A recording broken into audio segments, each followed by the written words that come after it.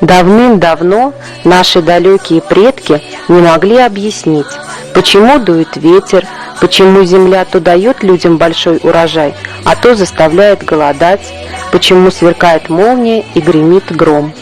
И они полагали, что рядом с ними живет множество невидимых божеств.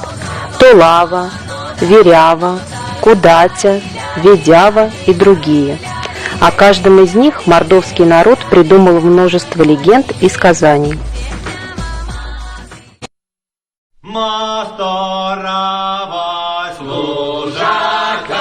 Древнейшим божеством Мордвы была Маста-Рава, богиня или держательница земли.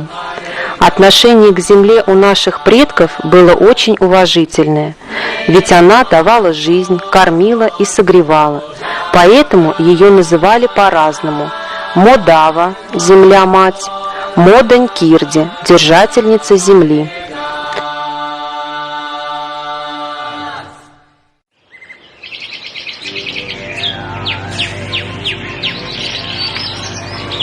Покровительницей леса мордовский народ называл Веряву. В каждом лесу была своя Верява, но людям она показывалась редко, обычно в полдень или перед заходом солнца. Верява считалась хорошей хозяйкой. Она заботилась о порядке в лесу, охраняла зверей, помогала заблудившемуся найти дорогу, могла показать грибные и ягодные места, но могла и навредить человеку. О Веряве Мордва пересказывала друг другу разные небылицы. Одни говорили, что видели ее в лесу с длинными распущенными волосами.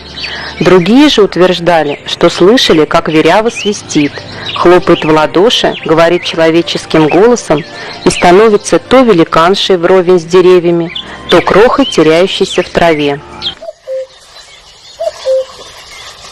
Вот что рассказывали о Веряве старые люди. Мой дед ездил в лес за дровами, и вдруг в лесу к нему в телегу села Верява. Засмеялась. Лошадь остановилась, вся вспотела, но с места никак не сдвинется. Тяжело. «А, дедушка, — говорит Верява, — ты думаешь, твоя лошадь сильнее? Лошадь-то не тянет, дедушка». Дедушка в ответ: «Зачем села? Встань!» Она встала, села на пенек и стала волосы расчесывать. И лошадь пошла.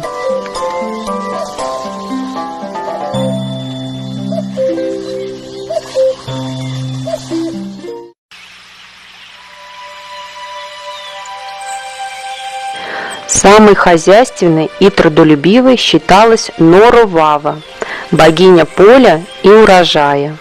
В честь нее совершали моления перед началом сева, перед уборкой, при заготовке сена. Оставляли на поле кусочек хлеба, посыпанный солью, чтобы она поела и не злилась.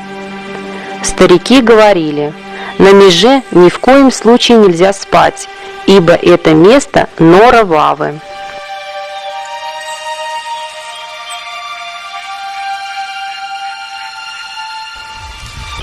Покровительницей и держательницей воды считалась Ведява. Каждая речка, озеро, пруд или родник имел свою Ведяву. Равава – хозяйка Волги, Сурава – хозяйка Суры, Мокшава – хозяйка Мокши. Ведяву древняя Мордва представляла в образе женщины с длинными белыми волосами, иногда с рыбьим хвостом, одетую в серебристое платье. Ведява была также покровительницей деторождения и семейной жизни. Поэтому во время свадьбы невесту вели на речку, чтобы умыться водой. На берегу реки расстилали скатерть и устраивали в честь Ведявы моления. Считалось, что таким образом Ведява пошлет молодым счастливую семейную жизнь и много детей. Когда долго не было дождей и наступала засуха, Мордва молила Ведяву: «Не пугайся, кормилица, земля горит, создай дождь». Потом обливались водой, ели принесенную пищу, угощали богиню воды, приглашая к столу. Самым грозным божеством для мордвы была держательница ветра Вармава. Она могла принести людям много бедствий, поднять бурю, раздуть пожар, повалить хлеба, поломать сады и крыши.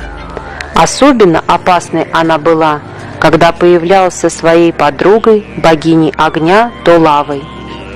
Умилостивить Вармаву можно было, принеся ей в дар легкие перья пестрой курицы, хмель, чистую крупу, пресные лепешки, а во время пожара всякий старался задобрить Вармаву, бросая в огонь яйца, яблоки, прося при этом: «Вармава, матушка, побереги нас, не пускай на нас огонь». У наших предков было много и других божеств и духов, и все они нашли широкое отражение в книгах. Это боги и сказания мордвы Николая Мокшина, легенды и предания древней мордвы, собранные Тамарой Барговой и Лидией Седовой, мифы и герои мордовского народа, изложенные Николаем Мокшиным, Еленой Руськиной и Константином Шапкариным, мифология мордвы Татьяны Девяткиной и другие. Мир языческих богов, покровителей духов, богат и огромен, и в них, как в зеркале, отражена жизнь народа, его душа, его история.